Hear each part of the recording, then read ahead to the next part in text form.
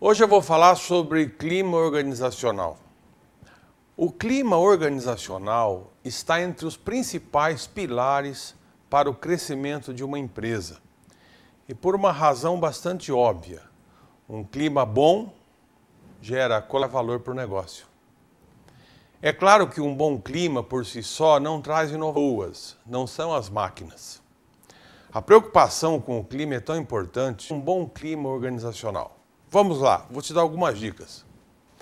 Primeira coisa, quer dizer, os aspectos, os atributos que vão analisar. De todo esse planejamento deve estar vinculado com a missão da empresa, que possui internet, computador para todo lado, e toda a equipe de trabalho tem acesso a esses computadores. Eu sugiro que seja feita uma pesquisa com o uso da própria internet, pois isso aí vai facilitar muito a tabulação dos dados. E nós temos vários modelos de pesquisa de clima que você inclusive pode pesquisar nos sites e a partir daí construir o seu questionário. Uma quarta dica é que com o resultado da pesquisa em mãos você terá indicadores reais de como está o clima da sua empresa. Assim você poderá trabalhar de forma a direcionar os trabalhos, a propor mudanças e principalmente vincular benefícios com metas. O trabalho que deve ser coordenado pela equipe de gestão de pessoas, com a participação de todos os líderes e o apoio dos proprietários da empresa, deve ser feito de maneira que a gente ganhe com o clima. Isso é fácil da gente verificar em qualquer empresa, independente do setor, independente do seu porte. Nós devemos lembrar que ouvir o que é solicitado é importante. Porém, é mais importante dar o que realmente é necessário. Uma quinta dica é divulgue o resultado dessa pesquisa para toda a empresa.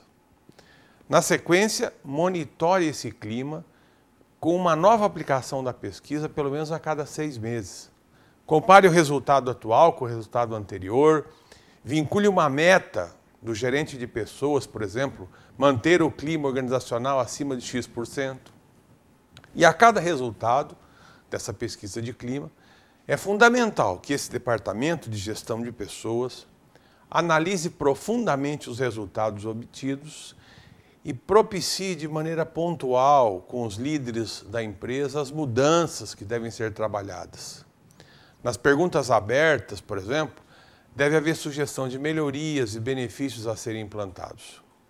Para uma pequena ou média empresa, eu recomendo: comece aos poucos, com 1 ou 2 benefícios e vincule os mesmos com metas e resultados. Tudo que é ganho de forma fácil não é valorizado, tem de ser conquistado pelos funcionários. Dessa forma, você pode usar o chamado endomarketing de modo eficiente, na divulgação, na clareza das regras dos benefícios, e caso esteja vinculado com alguma regra, isso aí tem que ficar bem claro. Assim os funcionários vão trabalhar cultivando a transparência e um bom clima, que é resultado de um investimento para a empresa, com certeza vai diminuir o absenteísmo, vai melhorar o trabalho em equipe, vai valorizar o trabalho das pessoas, vai diminuir o turnover, vai aumentar a participação dos funcionários, criando aí um clima inovador que melhora a produtividade, que valoriza a empresa e que gera valor para o acionista. Os benefícios são extraordinários. É claro que aqui foi apresentado apenas um resumo, pois eu sei que os empresários gostam de coisas práticas, para se ter uma visão geral do processo. No entanto, há todo um trabalho envolvido nisso que o Departamento de Gestão de Pessoas deve se aprofundar. Pense nisso como um dos pilares para ganhar produtividade. No segundo bloco, eu vou falar um pouquinho sobre a intuição na hora de fazer investimentos. Nós sabemos que os aspectos subjetivos, às vezes, eles transformam as decisões de investimento. Mas qual é o reflexo disso no negócio? Compare os reflexos de cada processo decisório para o seu negócio e, a partir daí, você vai poder entender até que ponto essa subjetividade tem conduzido o processo decisório. Uma série de metodologias dão suporte ao processo de tomada de decisão sobre, por exemplo, fazer ou não fazer um investimento. Essas metodologias que são utilizadas pelos investidores profissionais, né, elas passam pela análise do potencial de crescimento do negócio, de possíveis opções e liquidez de saída quando você quer vender o papel ou se desfazer do investimento, de análise econômico-financeira, do diagnóstico da equipe de gestão, entre outros fatores. No entanto, mesmo os investidores mais experientes, eles podem ser influenciados por aspectos subjetivos, que são determinados pelo que nós chamamos de percepção ou de intuição.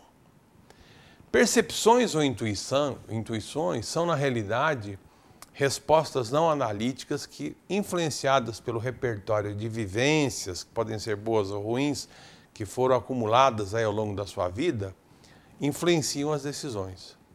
Além de ser um processo menos analítico, esse processo também costuma ser muito mais rápido e menos trabalhoso, o que faz com que sirva de filtro inicial para uma série de decisões que tomamos na vida. Considerando a grande quantidade de investimentos que chegam para os investidores analisarem, as equipes de análise muito enxutas e com um tempo cada vez mais escasso para o trabalho, elas têm esse primeiro filtro, tá? Para poder tomar decisão. E muitas vezes, nesse primeiro filtro, elas são influenciadas por um pensamento assim, bastante não analítico e baseado em muita intuição. Embora a intuição venha ajudando há séculos o ser humano a tomar as decisões corretas de sobreviver, principalmente quando o tempo é um fator determinante, muitas vezes nós podemos ser enganados por ela, principalmente em processos que exigiriam mais tempo e mais análise. O Prêmio Nobel de Economia, chamado Daniel Kahneman, coloca em xeque a ideia de que o nosso processo de tomar decisões é fundamentalmente racional. E ele mostra, através de uma série de pesquisas e de uma série de exemplos, o quanto nós caímos nas peças pregadas pela nossa mente. Segundo Kahneman, essas decisões intuitivas, elas podem ser influenciadas por vários comportamentos associados. Por exemplo, a aversão e a própria perda, excesso de confiança, o que cada um entre nós verifica-se com muita frequência, né? E é muito comum entre os profissionais que analisam os investimentos esse tipo de sentimento. Sendo assim, considerando que muitos negócios inovadores trazem implícito incertezas e um potencial de perda, analistas serão mais tendenciosos a decidirem dando um peso maior aos aspectos intuitivos, correndo inclusive o risco de rejeitarem alguns investimentos com grande potencial futuro. Essas observações, elas podem parecer muito críticas ou até cruéis, mas da mesma forma que nós temos investidores que seguem o caminho mais fácil, ou seja, rejeitar oportunidades sem sequer analisá-las profundamente, baseando-se apenas na cara dos investimentos ou dos seus gestores, nós temos também aqueles analistas que aprenderam ou se dedicam mais ou com mais tempo para analisar as reais oportunidades que alguns negócios inovadores trazem para eles e, inclusive, por assumirem essa postura, provavelmente até sejam mais bem-sucedidos. Portanto, empresário, se você quer ter um investimento negado, mesmo que por muitos investidores e por muito tempo, isso não significa necessariamente que esse investimento seja ruim. Mas, considerando que seja esse o caso, que eventualmente a inovação que carrega seja demais para a cabeça de muitos investidores, tá? Nem sempre significa que, de fato, o teu negócio é um negócio ruim e que causa essa percepção negativa para aqueles que podem investir com você. Se você é capaz de acreditar nos seus negócios, né?